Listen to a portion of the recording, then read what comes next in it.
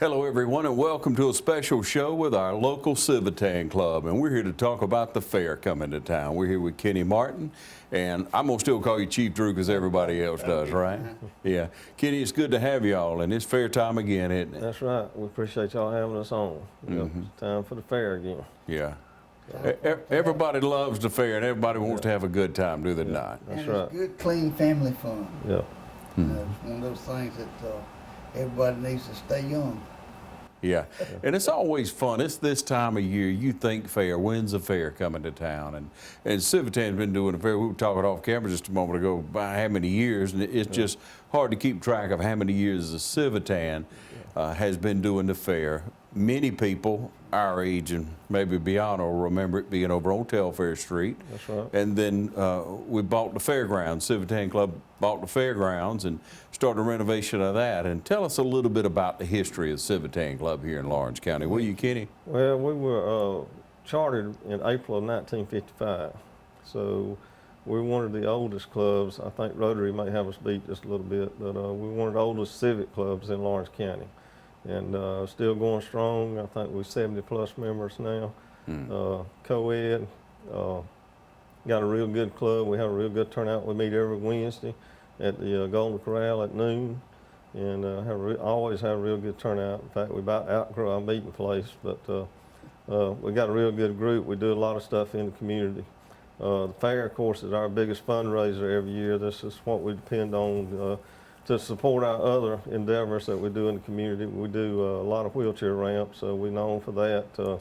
Got a wheelchair ramp committee that's headed up by Mike Brooks and Tommy Davis, and they do a real good job. Robert and I help on that, and a lot of other members in the club. We probably do 15, 20 wheelchair ramps a year for the community, different people in the community. Now, how do people go about that, Kenny? What's the method if they need one? Do y'all just try to seek people out, of course? No, they usually know we do them. You know, we've been doing it so many years now, and it's pretty well known in the community. Salvation Army, actually, James Allen, that's over Salvation Army, he's a member of our club. You know, he refers people to us. Churches refer people to us. Right.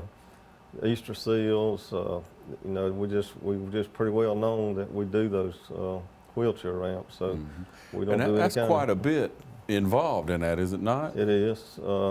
They pretty much got it down to an art, though. It don't take long to knock one out anymore. And I didn't realize, Kenny, that they'll go out and look at it and prefab it, so to speak, and then come out. That's right. Yeah, they'll go out first, and usually Robert or Mike or Tommy or some of them will go out and survey the property first and see what's going to have to be done and what's going to be involved. And we usually pre-build the platforms ahead of time, and then when they get on site, it doesn't take them as long to put one up that way. So but yeah, that's one of our biggest. And it takes money to do that because usually that comes out of our pockets.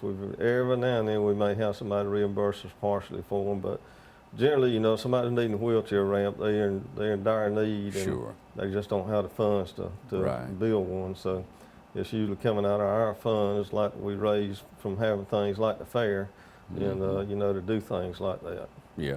Well, the fair's right here upon us, and and we're gonna have some special prices on things, armband night and such. Share with us about that. It starts next week, October 27th through the 31st. Starts on Tuesday night. We're open Tuesday through Friday. We open at 6 o'clock. We go to about 10. Saturday we open at 1 o'clock. We go to 11. We got a new midway this year. It's called Forever Young Amusements. We're looking for some new rides. Hope we're going to have a real good turnout. We've got the $20 armbands like we've had for several years now. I know a lot of you smaller fairs around, I've noticed, have gone up on armbands, but we're still at $20. You can also buy ride tickets if you don't want to buy an armband. We've got the armband coupons out this year. It's $5 off. These are in all your area banks. We'll try to get them out in all the schools. These are going to be good on Tuesday, Wednesday, and Thursday night only. So if you come during those nights, if you got a coupon, you get $5 off your armband, so you'll be able to ride $15. Awesome. Tuesday night, we're going to also have free front gate admission. There won't be no charge to get into the fair. The other nights, the front gate admission is $3 per person. Under 42 inches gets in free, which usually covers most of your kids. So. Right, yeah. Looks like a lot of fun this year and worthwhile, ladies and gentlemen. You take your kids out there, they have a wonderful time, and you're really giving back to the community. That's right. How long you been in Civitan? I've been in it 28 years now. Yeah. Robert, he got me beat. I know, he got it. How long, Robert? Well, I think I got back in 1976 when I came back in as fire chief. I've been with them since then, and it's just one of those things that I call it our CSL, caring, sharing, and loving. We care about we care about our country, we care about our community, we care about our families, and this is just a part of us sharing, you know, what we do. And then everybody that's with us in the Civitan Club loves what they do, or they wouldn't be there. Right. We happen to be the largest Civitan club in the state, and over the years, Kenny has been all the way up through the ranks of Civitan, as district president and stuff like that. And good Lord blessed me with the fact that I happen to be the 50th president. And there were a lot of people. Some of them were still living. We may have one or two now that were charter members that may be living, but it's one of those traditions we've just carried on. Claxton fruit cakes, Sure. and the other projects that we do. Also, we help real close with the school system on special ed program. Right. Yeah. And that just took place recently. And how rewarding is that to be involved in? If you go to one of those Special Olympics that we do with school systems, I tell you what, and you know, even that, and we do our Easter egg hunt every year for all the special need kids in all the schools in Lawrence County, and I mean, it's just, it puts a lump in your throat to see those kids out there doing what they do, you know, and how much enjoyment they get out of it. So, but it's a big enjoyment. Like I say, we've got a diverse membership in our club. Like I said, we're co-ed. We've got members that's probably as young as in the early 20s and as old as in their 70s or 80s. So, and all in between. So there's something, you know, pretty much that anybody can find to do that's in our membership. If they can't build a wheelchair ramp, they go help with Easter egg hunt or Special Olympics. We do our Christmas funds at Christmas time, helping needy families. We do it at Thanksgiving, helping needy families at Thanksgiving. We try to help families all throughout the year. If a need's brought to us and we're able to do it, we do what we can to help, you know, I mean, all kind of ways, you know. So there's something for everybody to do in the club. So. And when I meet Civitan members, when I talk to them, I may find out, I may know them, not necessarily meet them, but when I find out they're Civitan, they just are so passionate about being a Civitan member. That's right. And what their job is, what their, you know, volunteer job is through the club, through the organization. And that's, you know, and too, like I'm a second generation Civitan. My father was in Civitan years ago. Yeah. I can remember following him around when I was a little bitty kid when they used to sell brooms and do the bags of candy at Halloween that Robert remembers and all kind of stuff like that. But then we've even got a third generation in there. We've got, of course, Bruce Bazemore. His dad was in the Civitan, and now Brian Bazemore, his son's in the Civitan. So we've got three generations there. So you know, it just goes on. We got a couple more second generations that, you know, that's in the club now. So. Like I say, everybody, I mean, if you ever get in it, you don't usually get out, you know. Usually there's so much going on and so much involvement, so much to do, you know, that you can be a part of. That, I mean, it just gets in your blood. And like I say, if you ever do anything to help those kids, I mean, it'll get you, you know. It'll make you know why you're in there, you know, right quick. So. Yeah, we appreciate what y'all do. Well, if we lose a member, it's usually due to the fact that they've got a better job in another town or whatever. And if they're in Dublin, they hang with us. Or they go on to the greater glory. That's right. Yeah. That's right. And you've had a few of those that come through that give so much. Let's talk a little bit about the fairgrounds and how y'all opened the door for the community to use that as well. Well, the fair started out years ago at the old Ag Center out on Telfair Street. We had like 3 acres out there, and I mean, you went to the fair when you was a kid out there, probably I did. I mean, it was packed out there. You couldn't hardly turn around, you know, it was so crowded. True. Parking was bad. I mean, and even before I became a member of the club, I mean, they were constantly saving money, you know, in hopes of one day buying our own fairgrounds, that we can develop our own facility. And it actually finally come to fruition not too long after I got in the club. And they finally had saved up enough money over the years that we were able to buy the facility out on Highway 257, which is 15 acres. And it was a big increase over what we had been working off of. And of course, we was able to build the building. We got a 7,500 square foot exhibition building out there. It's rented out for anything in the community. Well, we rent it out quite all the time. We've had weddings out there, wedding rehearsals, family reunions, circuses, anything, gospel sings, political rallies. Right. It's heated and cooled.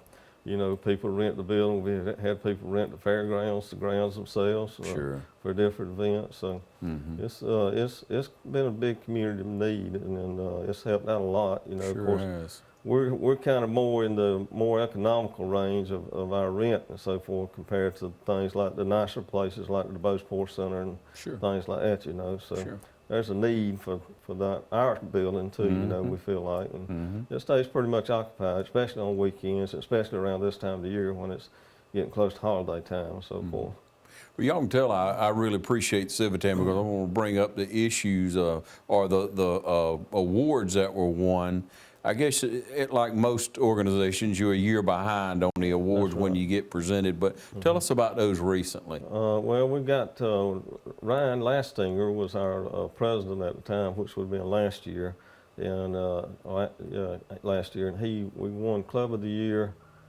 We actually won, I believe it was 3rd or 4th place community awareness on the international level, which it's hard to win anything on the international level. And that was for, our wheelchair ramp community built the ramps for the Vietnam moving wall that came into the VA Center here recently.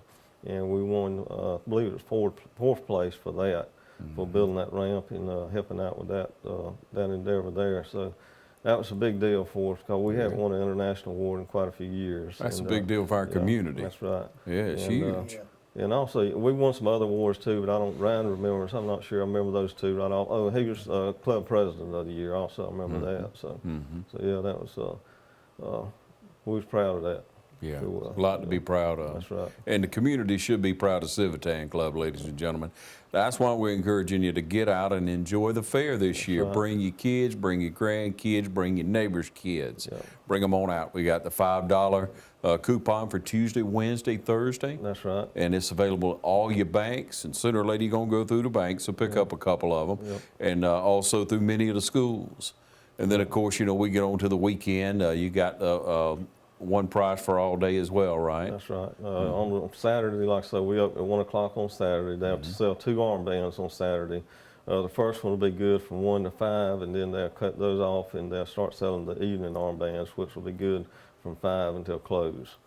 But like I said, we've got a new group in this year, and I want to stress, you know, it gets harder and harder to get these groups to come in and place in small towns like Dublin. I know Swainsboro has their fair, or Millersville, Sandersville. I noticed this year, every one of them had a new group in this year because people don't realize it, but this is a business for these people too, and they've got to have the turnout to make it worthwhile for them to come play, you know, communities like Dublin and Swainsboro and these smaller towns. And I mean, we like the Exchange Club, I does Swainsboro. I mean, it's mostly put on by clubs, and that's, you know, their biggest fundraiser every year, and we need the turnout to support us, you know, in order to keep bringing these fairs in. We're not like the Georgia National Fair. We haven't got an unlimited budget. Everything that's paid for comes out of our pocket. And, you know, advertising and stuff like that gets expensive. And, and we need the community to support in order to keep bringing these fairs in like we do. In order to do the service projects that we've been talking about throughout the show, ladies and gentlemen. So again, do your part and support the Civitan Fair. It's here. Get out and enjoy it. And if you see a Civitan member, please thank them for what they do for our community. It won't go unwarranted, I can guarantee you that. Thank you, Kenny. Thank you, Chief. Right quick in closing, we've got something coming next year that's going to be a little different. We've been having a little one-day circus in the building. We've got a company that's going to come in and do a 2-day big tent circus. It'll actually be under the big tent out in the back of our building. So we just constantly trying to do this. And if you need a family reunion place or whatever, give us a call. Okay. And our number usually stays on our sign out there. It's 277-3600. If you got any questions about renting the building or about the fair or anything, you know, if you'll just call, leave a message, Civitan usually get back with you pretty quick, you know, about whatever it might be. Perfect. Perfect. Thank you, gentlemen. Okay, Thank you for having us. Thank you for joining us. Yeah.